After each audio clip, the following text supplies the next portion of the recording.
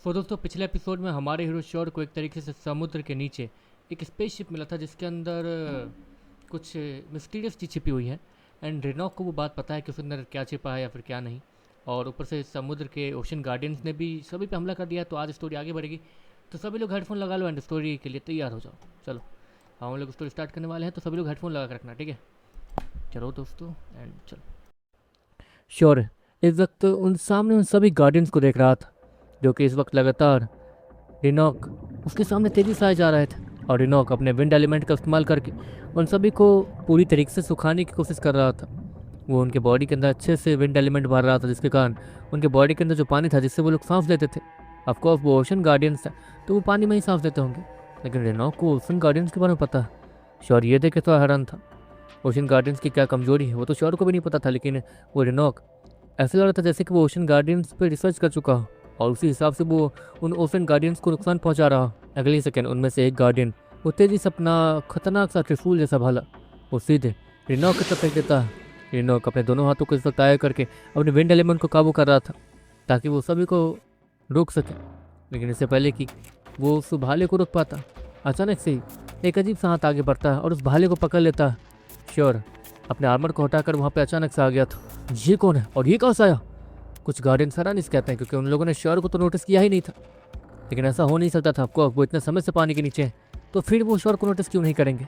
अगले second sure है वो तेजी से आगे बढ़ता और एक भाले को सीधे उसके सामने मौजूद गार्डियन की तरफ फेंक के मारता है। वो गार्डियन इस वक्त उसके चारों तरफ विंड एलिमेंट था, जिसके कारण वो ठीक से मूव नहीं कर पा रहा था।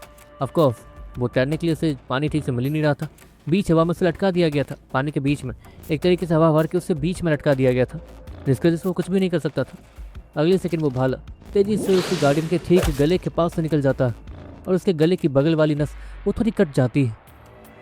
श्योर उसे अच्छे से पता था कि गार्डियंस के गले पे एक अजीब सा निशान होता है और वो निशान शायद उनके लिए बहुत इंपॉर्टेंट होता है, इसलिए श्योर ने उससे थोड़ा सा नुकसान पहुंचाने का फैसला किया था। अगले सेकंड वो गार्डियन वो हिलना डुलना बंद कर देता है। अरे यार, मैंने इसे मार तो नहीं दिया। श्योर वो गार्डियन से नफरत तो नहीं करता था, इसलिए वो मन मन सोचता है। अगले सेकंड वो गार्डियन बेहोश होकर नीचे चला जाता है पानी के नीचे।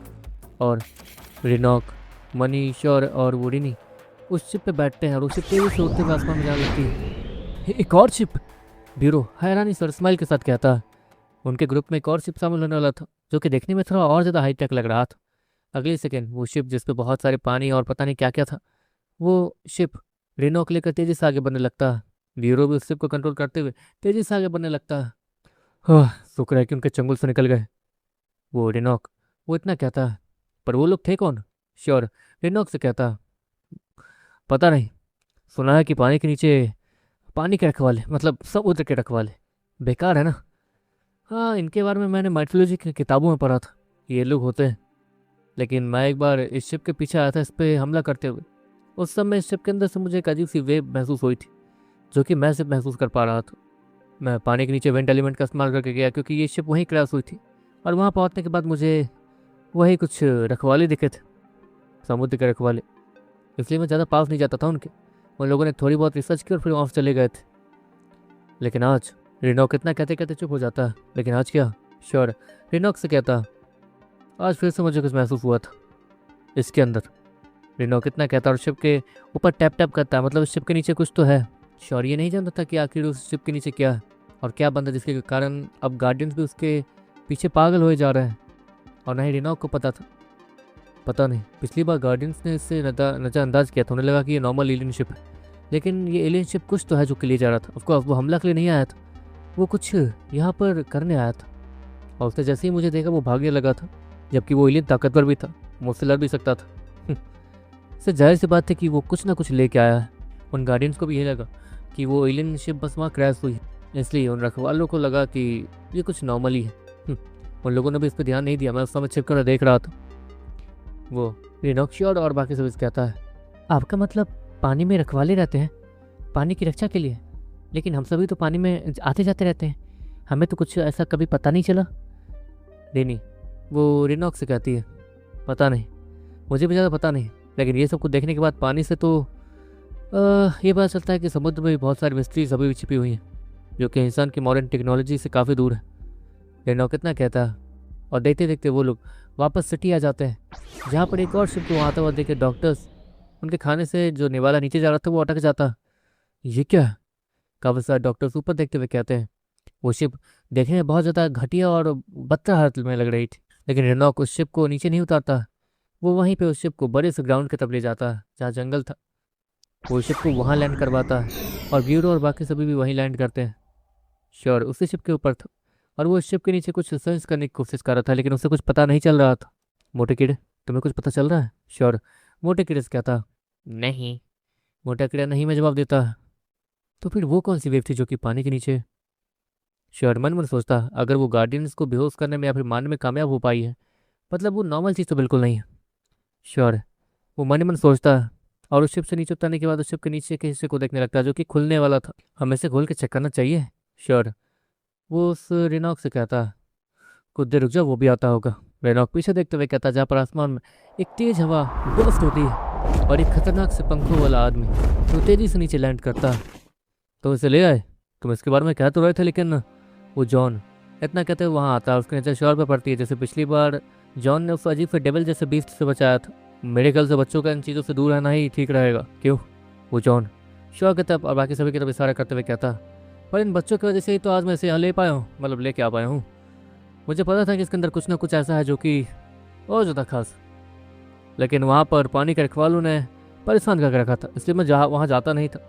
इन दोनों के पास वाटर एलिमेंट था तो इन दोनों मदद की है मेरी। वो रिनॉक कितना कहता। और वैसे भी श्योर अनन्या का भाई है, ये बात वहाँ काफ़ी सारे लोग जो बड़े बड़े थे वो लोग जानते ही थे। श्योर वो जॉन को देखता जो कि सीरियस होकर उसे ही देख रहा था। मैंने तो कुछ किया नहीं वैसे, लेकिन मुझे आपसे मिलकर खुशी हुई। शुक्रिया मुझे, मतलब मेरी जान बचाने के लिए उस समय। श्योर जॉन से हाथ मिलाते हुए कहता, जो कि अभी भी सीरियस होकर उसे ही देख रहा था। अरे यार, घूर तो ऐसा रहा जैसे कि मैंने इसे। श्योर मन मन सोचता। जॉन आगे देखता है जहाँ पर वो शिप, उसका निचला हिस्सा खुला नहीं था। खोलो इसे जॉन, रेनॉक्स कहता।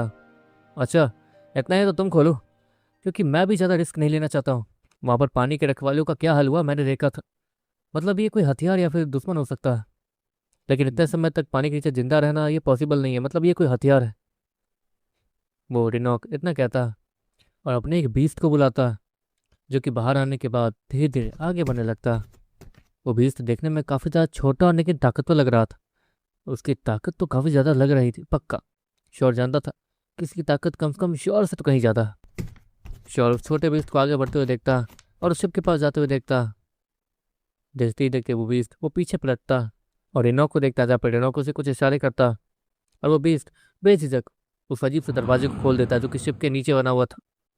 अगले सेकंड शिप के नीचे बना हुआ दरवाजा खुलने के बाद वहां से काफ़ी ज़्यादा धुआं निकलने लगता है और फिश की आवाज़ आती है। अगले सेकंड उसके अंदर से कुछ लुढ़कता हुआ बाहर आता है, जो कि किसी बॉल साइज का कुछ अजीब सा डिवाइस था।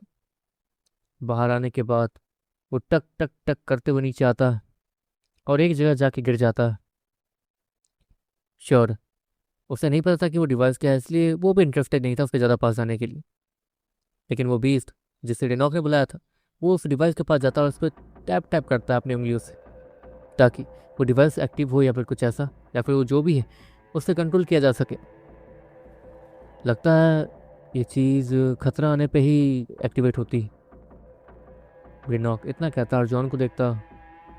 जॉन तुरंत ही आसमान में जाता है एक छलांग लगाते हुए, और बाकी सभी लोग जो कि उस अजीब से डिवाइस के पास में थे वो वहाँ से दूर हो जाते हैं। अगले सेकंड जो आसमान में जॉन गया था, जॉन आसमान से एक अजीब सा खंजर जो कि नीले रंग का था उससे सीधे उस डिवाइस के ऊपर मार देता।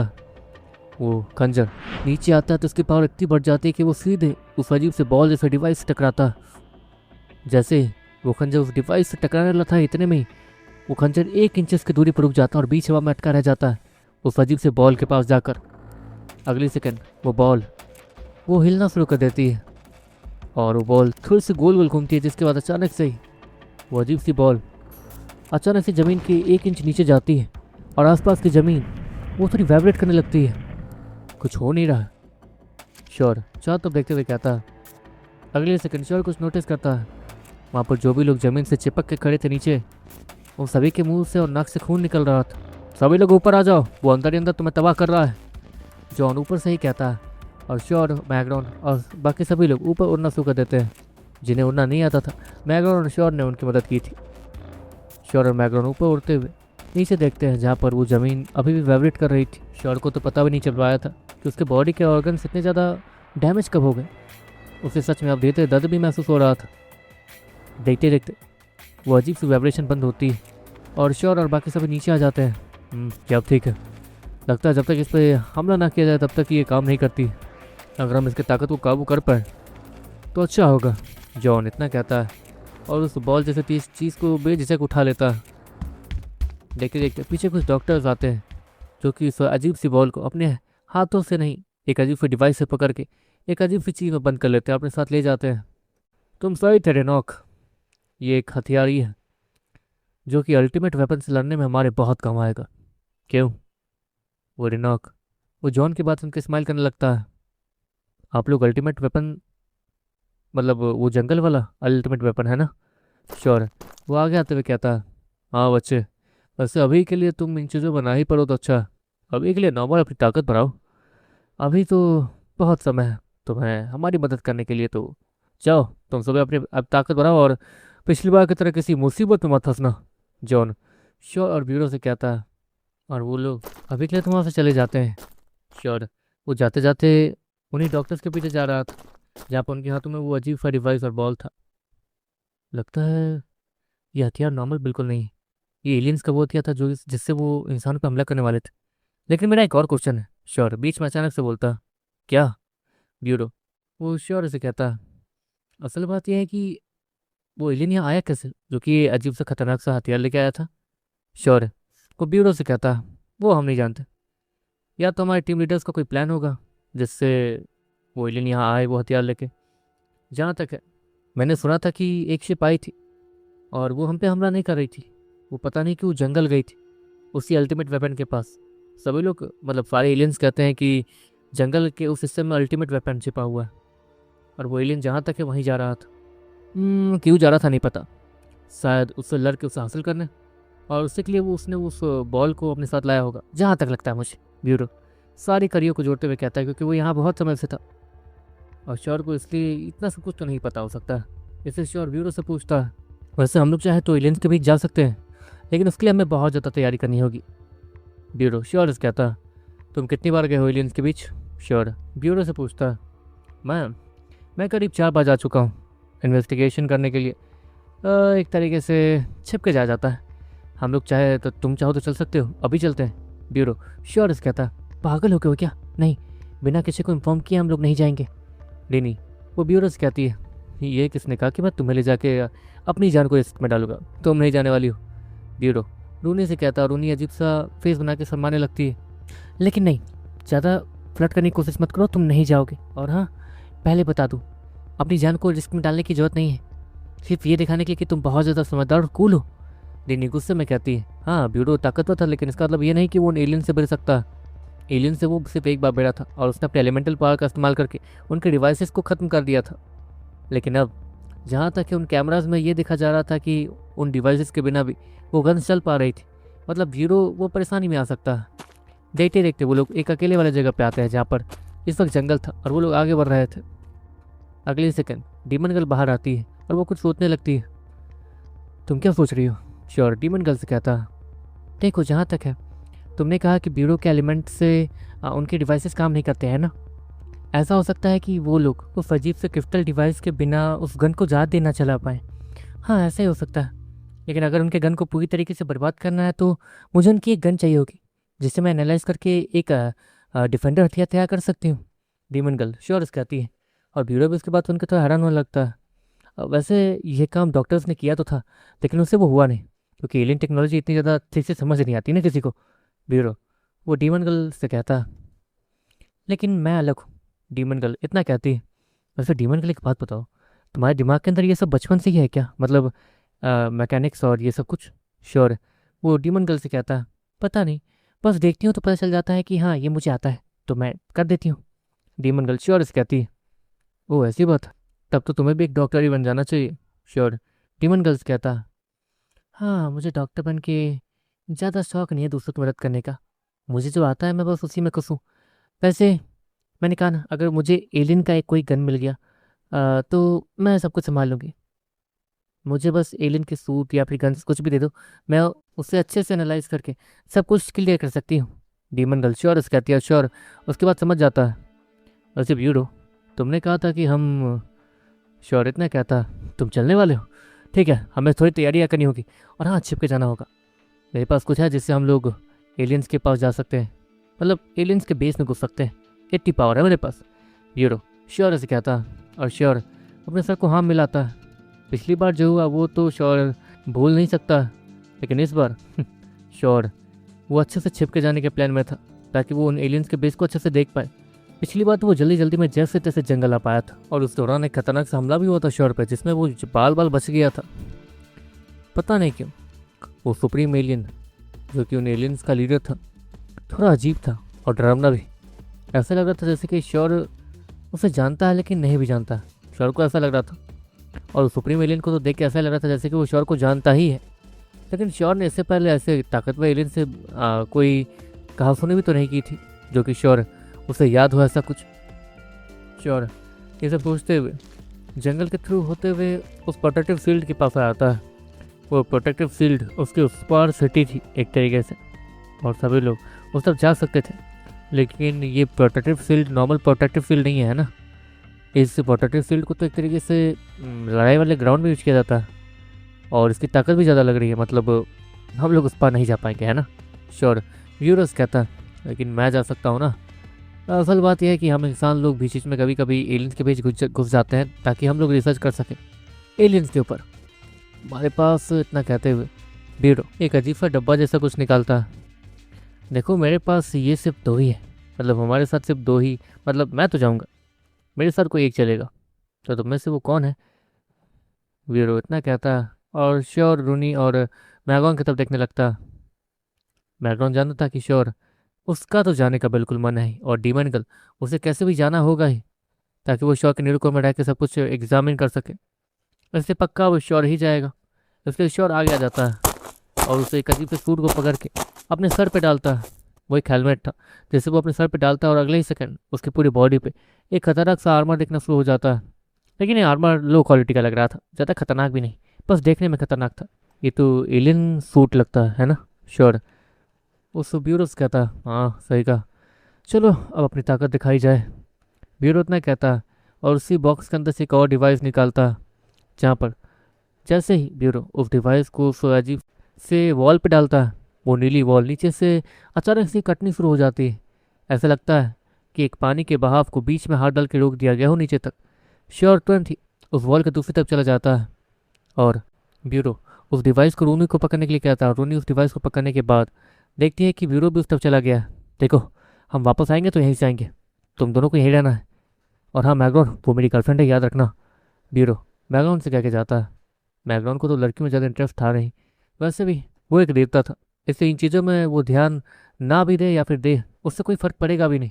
लेकिन ये बात ब्यूरो को थोड़ी पता थी, इसलिए वो यही बात चिल्लाते हुए किया था। ज़्यादा चिल्लाते हुए मजा वरना एलियन पकड़ लेंगे। मैगरॉन उन्हें अपने काम पर ध्यान देने के लिए कहता। दूसरी तरफ वो रोनी दूसरी तरफ मैगरॉन को घूरे जा रही थी। अब तुम्हें क्या हुआ? मैगरॉन रोनी से कहता, कुछ नहीं, तुम्हें देख के ऐसा लगता है जैसे कि तुम थोड़े अजीब लड़के हो। रोनी मैगरॉन से कहती है, मतलब? मैगरॉन वो भी अपना मुंह बनाते हुए कहता, कुछ नहीं, मतलब जब हम रास्ते में आ रहे थे कुछ लड़कियों ने तुम्हें अप्रोच करने की कोशिश की थी, लेकिन तुमने उन्हें कुछ ज़्यादा ही अजीब तरीके से इग्नोर किया। देखो मैं सच बताती हूँ, यहाँ पर कोई ठीक नहीं है, हम कभी भी मर सकते हैं। ऐसे मेरे और ब्यूरो की बात तो अलग है, हम दोनों तो बचपन से साथ हैं। नहीं तुम्हें नहीं लगता कि तुम्हें भी अपने लिए किसी को ढूंढ लेना चाहिए? वो रोनी मैगरॉन से कहती है, मतलब ये बकवास करने के लिए तुम, हाँ ठीक ही है, लेकिन तुम्हारे लिए, मेरे लिए नहीं। असल बात यह है कि मैं यहाँ पर आया हूँ ताकतवर होने के लिए, और जैसे जैसे ताकतवर होते हुए मैं और श्योर वन स्टार सिटी से यहाँ तक आए, वैसे हमें ताकतवर होते हुए आगे भी जाना है, कहीं पर रुकना नहीं है। मैगरॉन वो रूनिस कहता है, 1 स्टार सिटी? बहाना अच्छा है, मतलब किसी लड़की के सामने शो ऑफ करने का। 1 स्टार सिटी से आया हो। रोनी अब उसे ये लग रहा था कि मैगरॉन सच में उस पर लाइन मार रहा है, लेकिन मैगरॉन को भी कोई पड़ी नहीं थी कि वो उससे सब कुछ साबित करे। रोनी भी ये चीज़ नोटिस कर लेती है। रोनी वो मैगरॉन को देखती है, अच्छा देखो तुम 6 स्टार सिटी से आए हो ना, 6 स्टार सिटी में क्या हुआ था? उड़ूनी मैगडॉन से कुछ उगलवाने की कोशिश करी थी, ऐसा लग रहा था। ओह, सिक्सटा सिटी। वहाँ पर तो अजीबोगरीब बीस्टों ने हमला कर दिया था। जैसे तैसे हमने उस पूरे सिटी को ठीक किया। मैगडॉन जो सच था वही बोल दिया। ओह, अच्छा। रूनी, अब तो कंफर्म हो गई थी कि मैगडॉन इस पे लाइन मार रहा है। लेकिन यहाँ पर इन दोनों की अजीब सी कहासुनी के दूसरी तरफ श्योर और ब्यूरो इस वक्त जंगल में आगे बढ़ रहे थे। देखो, अब थोड़ी आगे जाने के बाद हम सिटी पहुंच जाएंगे, जहाँ तक आगे एलियंस भी होंगे। हमने यहीं पास से कुछ एलियंस को मार के उनके सूट को चुराया था। इसलिए पहले बता दूं कि आगे जाते ही हमें उन गार्ड्स के साथ घुलना मिलना होगा कैसे भी, जिसके बाद ही हम लोग कुछ कर पाएंगे। श्योर है। वो ब्यूरो की बात समझता है और आगे बढ़ने के बाद आएगा कुछ पत्तों को हटाता है, जहाँ पर अब श्योर और ब्यूरो को सामने कुछ एलियंस दिख रहे थे, जो कि हूबहू उसी ड्रेसअप में थे जिस ड्रेसअप में श्योर और ब्यूरो।